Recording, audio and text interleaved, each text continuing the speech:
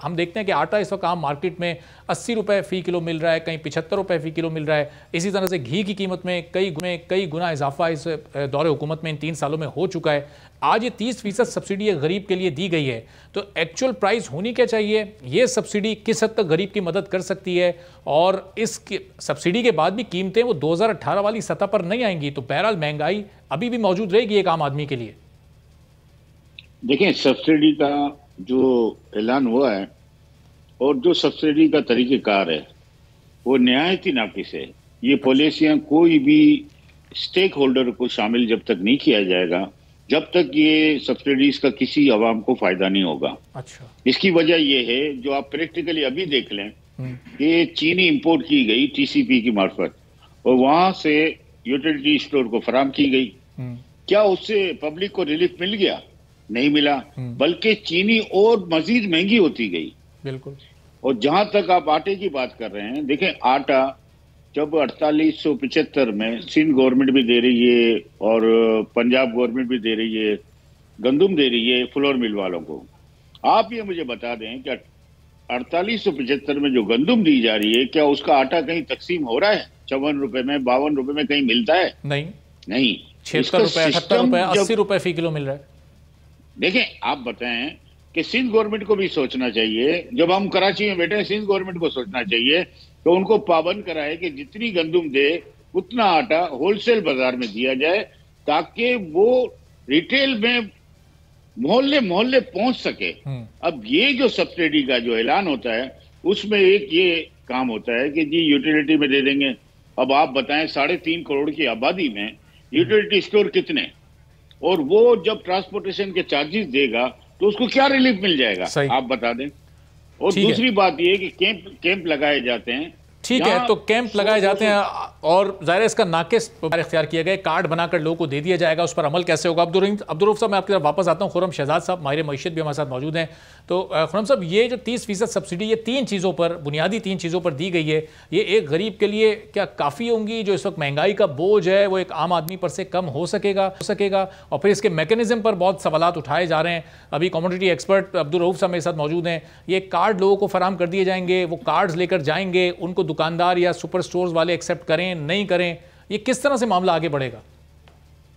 अच्छा, देखिए, पहले तो मैं ये कह दूं कि ये जो स्टेटमेंट है ये बड़ी इंपॉर्टेंट स्टेटमेंट है। ये बड़ी जिम्मेदारी के साथ आई एम श्योर होनी चाहिए, क्योंकि ये अगर होता है ऐसा तो फूड का जो इन्फ्लेशन है, फूड की इन्फ्लेशन है, ये पिछले 3 सालों में काफी रही है। हमारे यहाँ तो इंटरनेशनल प्राइसेस भी बढ़ रही हैं, तो इसका इम्पैक्ट बहुत बड़ा हो सकता है। 35% हमारे महंगाई में जो है जो हिस्सा है वो फूड का है, और एक आम आदमी या एक मिडिल क्लास कह लें जो खर्च करता है, उसका 45% तकरीबन जो आमदन है उसका हिस्सा जो है फूड पे जाता है। अब बाकी एजुकेशन, लेकिन खुर्रम साहब, ये फूड में भी सिर्फ तीन चीजें कवर हुई हैं इसमें, आटा, दाल और घी। बाकी आप चीनी और इसके अलावा जितनी दीगर चीजें, गोश्त, सब्जी वगैरह, वो तो ज़ाहिर इसमें शामिल नहीं है। बिल्कुल, देखिए, मैं तो बेसिक की बात कर रहा हूँ, आटा, दाल और घी की बात कर रहा हूँ, ये बेसिक्स हैं।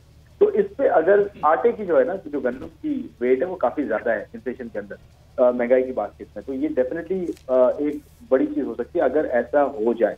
दूसरी बात यह है कि पेट्रोल की प्राइसेस बढ़ाने से नेचुरली उसका एक इम्पैक्ट नेगेटिव होगा, ऑफसेट हो जाएगी। लेकिन मैं ये कह रहा हूँ, सवाल ये हो सकता है कि ये कैसे होगा। ये जो आप सवाल कर रहे हैं, यही सवाल मैं करता हूँ कि ये कैसे होगा, ये इंपॉर्टेंट है। अच्छा। स्ट्रैटेजी क्या होगी, कार्ड दिए जाएंगे, कितना जाएगा, क्योंकि पूरा मैकेनिज्म है, पूरा सिस्टम है, उसको डेवलप होने में कितना टाइम लगेगा। वैसे तो नादरा का सिस्टम हमारे पास है, बहुत ज्यादा वक्त नहीं लगना चाहिए, जैसे हमने बीआईएसपी में भी किया, बट इसको बीआईएसपी के साथ अगर लिंक करते हैं तो कुछ पॉसिबिलिटी बन सकती है। बट मैं ये कह रहा हूँ, और खुर्रम साहब, इसका जो टेन्योर है ये अगले 6 माह है। अब अगर ये 2-3 महीने ये पूरा मैकेनिज्म बनाने में, कार्ड डिस्ट्रीब्यूशन में ही लग गए, तो ये अगले 3 माह इससे फायदा उठाने के होंगे, और 3 माह बाद तो ये खत्म हो जाएगा। फिर बिल्कुल, मैं ये कह रहा हूँ कि ये कैसे होगा। पहले मैंने ये बताया कि ये अगर हो जाए तो उसका फायदा कितना है, फिर मैं ये कह रहा हूँ ये कैसे होगा, ये अभी नहीं पता। यही तो चैलेंज है।